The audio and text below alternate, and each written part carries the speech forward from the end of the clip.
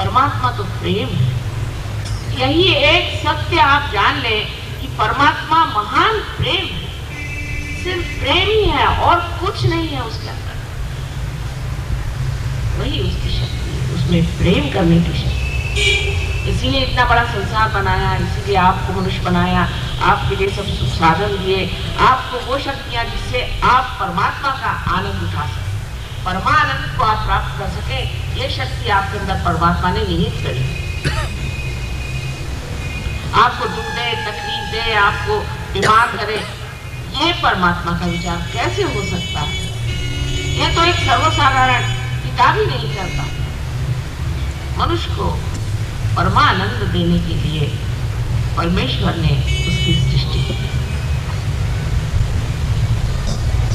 लेकिन जिसके पास सुख होता है वो हमेशा ही रोता हुआ नजर आता है। जितना उसके पास सुख होगा उतना ही रोता नजर आएगा। जैसे आप देखिए, अमेरिका में लोगों के पास बहुत पैसा है, प्रदेश में लोगों के पास बहुत पैसा है, मोटरें हैं, हर एक आदमी के, बच्चों के पास भी मोटर है, बड़ों के पास मोटर है, घर है, खाने को है, पीने को। और करते क्या है? पहले हमने एक साइकियाट्रिस्ट लगा रखा है, मानस शास्त्र जानने वाले लोगों के पास जाते हैं। अपने यहाँ अगर कोई ऐसा आदमी हो जो साइकियाट्रिस्ट के पास जाए तो उसकी शादी ना हो, कोई उसको पूछे ना कि भाई तुम साइकियाट्रिस्ट के पास जाते, दिमाग खराब है तुम्हारा। और वहां लोग पैसा खर्च करते हैं और बताते हैं कि आज इसके पास में गया था, कल उसके पास में गया था। माने ये जताने के लिए बड़े दुखी है, बड़ा दुख है। अंग्रेजी भाषा में जिस तरह से आप देखते हैं, बोलते वक्त भी कहेंगे कि आई एम अफ्रेड। सारी दुनिया अंग्रेजों से डरती है और कांपती है, इनको काहे का अफ्रेड होना होगा। और उनको देखे देखी हम लोग भी ये सोचने लग गए हैं कि अगर हम अपने को दुखी दिखाएं, बहुत ही परेशान दिखाएं, तो भगवान ऊपर से नीचे उतर आए, वो तो कब के भाग जाएंगे। पहली चीज है प्रसन्न चित्त रहना चाहिए। जो लोग प्रसन्न चित्त नहीं, उनको मैं रियलाइजेशन नहीं दे सकती। भाई सही बात, अरे भाई परमात्मा के दरबार में जाना है, वहां रोनी सूरत वालों को क्या प्रवेश मिल सकता है? और किस लिए रो रहे हैं आप?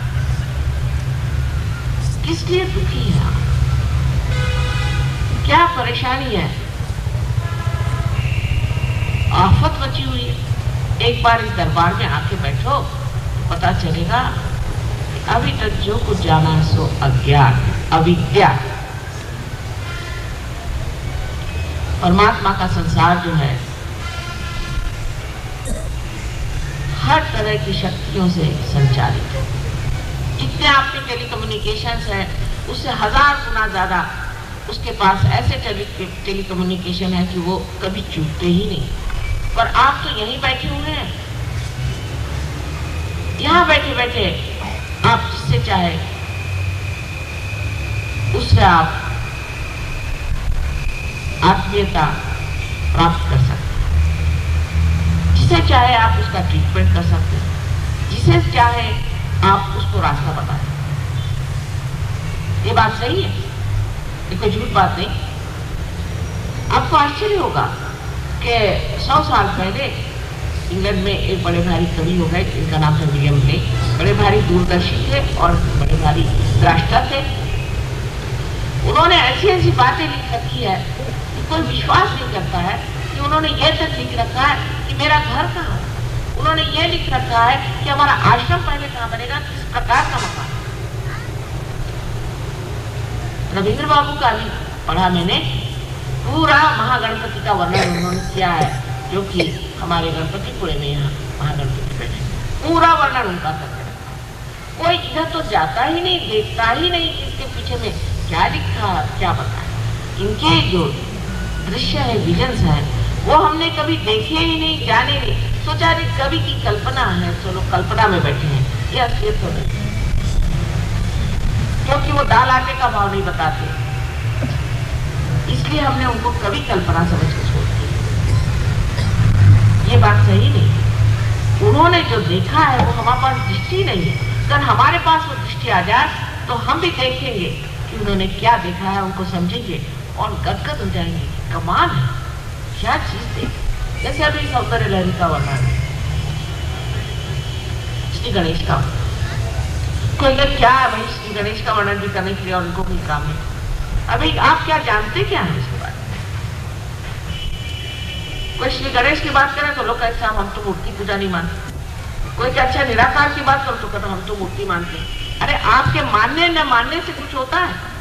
जो असलियत है सो ही रहेगा ना। गणेश है और निराकार भी। अब श्री गणेश की शक्ति कितनी जबरदस्त है ये आप नहीं जानते, हालांकि बैठे वही हैं। गणपति पूजा के लिए इन्होंने कहा कि माँ आप एक बार जा करके और गणपति को वहां बिठाइए अमेरिका में। मैंने कहा हे भगवान और तो कुछ बताते तो। कहा है अरसकेश कवित्व निवेदनम शिरसी मालिक मालिक मालिक। वैसे अमेरिका में गणपति बिठाना है। और वहां पहुंचे तो देखते क्या हूं कि गणपति बैठने को तैयार नहीं हुआ। अब आप समझेंगे नहीं मेरी बात, समझ नहीं सकते, क्योंकि आज तक आपने अपने बुद्धि से समझा ना। आपने गणपति को समझा कब?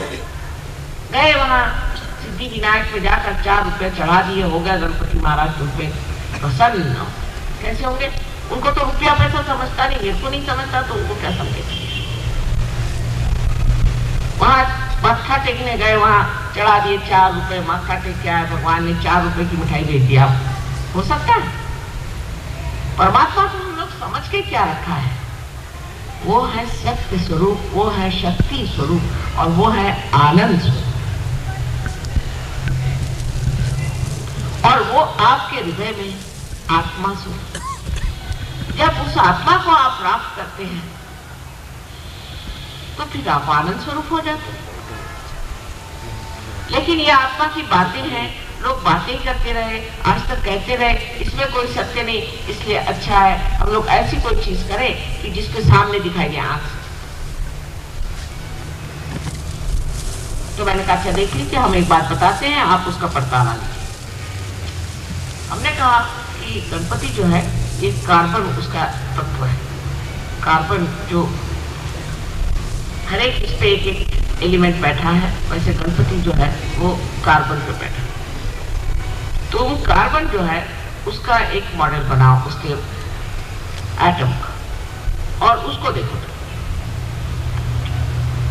आप अगर उसकी लेफ्ट साइड देखिएगा तो आपको वहां पर स्वस्तिक दिखाई देगा और राइट साइड में देखिएगा तो आपको ओंकार दिखाई देगा और नीचे से देखिएगा क्रॉस दिखाई देगा। और अभी 2 साइंटिस्ट ने कहा किया और हम आपने माँ बिल्कुल सही बात कही, ऐसा ही दिखाई देगा। अब इन साइंटिस्ट लोगों ने पूछे मुझे आकर के कि आपको कैसे मालूम? अब मुझे तो मालूम है ही, लेकिन मुझे अगर कैसे मालूम है ये अगर मैं आपको नहीं बता सकती हूँ तो कम से कम ये तो बता सकती हूँ कि आपको भी मालूम हो सकता है। अब जितने बड़े बड़े हो गए, कबीर हो गए, नानक हो गए, हमारे यहाँ ज्ञानेश्वर जी हो गए, तुकाराम हो गए, साउथ में त्यागराज जी हो गए, सबने गाया और अनादि काल से गाते आए अपने देश में। इस देश का तो धरोहर ही है। मार्कंडेय के जमाने से हजारों 14,000 वर्ष पहले से उन्होंने शक्ति का गान गाया है और मूलाधार में गणपति का स्थान बताया है। ये मूलाधार क्या है, ये गणपति का स्थान क्या है, इधर किसका जानी नहीं। सब कुछ हम लोग विलायत से सीखने वाले हैं। अरे भाई उन लोगों को अभी कम से कम 100 जन्म लेने पड़ेंगे जब आपके चरणों तक आएंगे। आप है कहाँ? उनके अनुकरण करने के पीछे में लगे हो। ये तो ऐसा ही हुआ कि कमल का फूल कहेगा कि कहीं जाकर के मैं बबूल का फूल क्यों नहीं हुआ। कहाँ आप और कहाँ वो? आपका उनका कोई मुकाबला नहीं, मेरा विश्वास है। क्या वो बड़े खुश लोग हैं? बेटे माँ को मार देते हैं, माँ बच्चों को मार देती है। अजीब तमाशा है। वो कोई इंसान है, जानवर से भी बदतर जान। और उनसे हमें क्या सीखने का है? हमारे पास जो इतना बड़ा सत्य छिपा हुआ है उधर हम लोग नजर नहीं करना चाहते, क्योंकि हम लोग सोचते हैं हमारे पास में सब डिग्रीज आ गई, BA, DA, MAD सब डिग्रीज आ गई, उसको लेकर के सर पे घुमा करते हैं। और अगर इसमें भी हमारे यहाँ ऐसे ऐसे दुष्ट लोग निकल आए हैं जो गुरु बनकर के दुनिया भर में घूमते हैं, पैसा कमाते हैं, लोगों को ठगते हैं और लोगों की दिशा भूल करते हैं, और उन्होंने भी हम लोगों का नाम बिल्कुल ठिकाने कर दिया और हमारा विश्वास जो डामाडोल हो। लेकिन मान लीजिए कि ऐसी कोई चीज है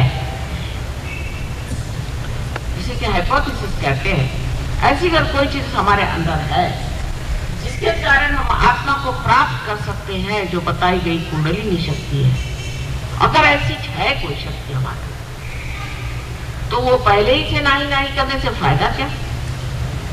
एक बार देखना तो चाहिए। अगर आप साइंटिस्ट भी हैं तो भी फिर तो दिमाग खोल करके ओपन माइंडेडनेस होनी चाहिए। आपको देखना चाहिए कि माँ कह रही ये बात तो सही है या नहीं। आप एक बार अपनी कुंडलिनी जागरूक करा दीजिए, आत्मा को प्राप्त करें। अभी मैं एक कैंसर पेशेंट को देख के आ रही हूँ, लेकिन ये महाशय जब मैं इनसे पहले मिली थी, इतने दिनों से मिलती नहीं, कभी इन्होंने नहीं कहा कि मेरी कुंडलिनी को जागरूक करो। और कह ले मेरा तो भगवान पे विश्वास नहीं। मैं तो कहा इनके पैर पड़ती कि बाबा लो कुंडलिनी जागरूक करो। बड़े विद्वान बनते, अभी कैंसर से पड़े हुए हैं, अब मुझे बुलाया कि हमारी कुंडलिनी जागरूक करो। दुनिया भर की बीमारियां, दुनिया भर की आफत अपने अंदर है। इसकी वजह अभी हम पूर्ण स्थिति में नहीं आए, आधी स्थिति में। आधी स्थिति में कोई सी भी चीज खराब हो सकती है, हमें पूर्णावस्था में जाना है और उसके लिए आपके अंदर ये शक्ति कुंडलिनी की है। ऐसे हजारों वर्षों से हमारे लोगों ने बताया हुआ है। अभी ये जो गा रही थी वही सब गा रही थी, लेकिन क्या ये सब क्या झूठ बोलते थे?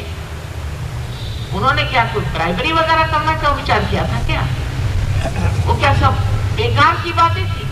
या हम लोगों के पास में ही ये अकल नहीं है कि हम अपने अंदर जो इतने बड़े बड़े महान लोग हो गए उधर नजर करें? ये तो गुलामी की पकड़ हमारे अंदर है कि जो अंग्रेजी भाषा में लिखा है वही सब विद्वत्ता है, वही सब ज्ञान है और बाकी सब बेवकूफी है। कम से कम हमारे इस देश की जो धरोहर है, जो हेरिटेज है, उसकी ओर नजर करें तो आपको पता चलेगा कि इस देश में सिर्फ इस महाराष्ट्र में ही न जाने इतने संत साधु हो गए और सब एक ही बात कहते हैं।